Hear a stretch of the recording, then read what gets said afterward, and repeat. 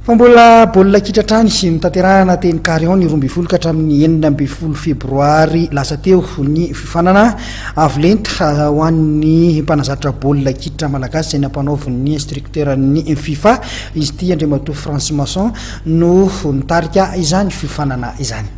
Taorin'ny fiofanana ho an'ny mpampiofana ara-batana atamin'ny herinandro lasa iny dia nikarakara fiofanana lenta ho an'ny mpanazatra baolina kitra malagasy indray ny federasiona malagasy ny tia taranja ity ny 12 ka hatramin'ny 14 Febroary lasa teo tany Carion.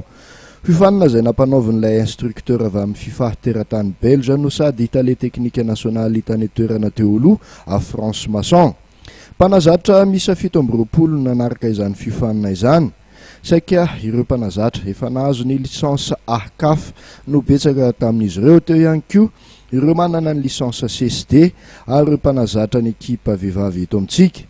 Teboka ara-teknika 5 no tena nisongadina tamin'izany raha ny filazan'ity teknisianina ity dia ny dédoublement, couverture défensive, regroupement offensif, verticalisation ary ny zone presse.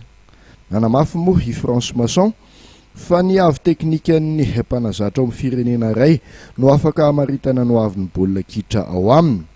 Mampiavaka ny stage de haut niveau kosa ho iatran'ny tenany ny fidirana laliny ao anatin'ny pitsopitsony ny resaka teknika sy taktika.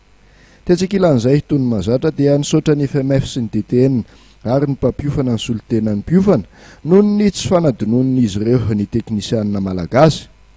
Teo mpamaranana moa dia nilaza ny filohan'ny FMF Dodo Andriamiasa Soa fa miandry ny fampiarana ataon'ireto mpanazatra ireto amin'ny fampandrosoana ny baolina kitra malagasy amin'ny ankapobeny.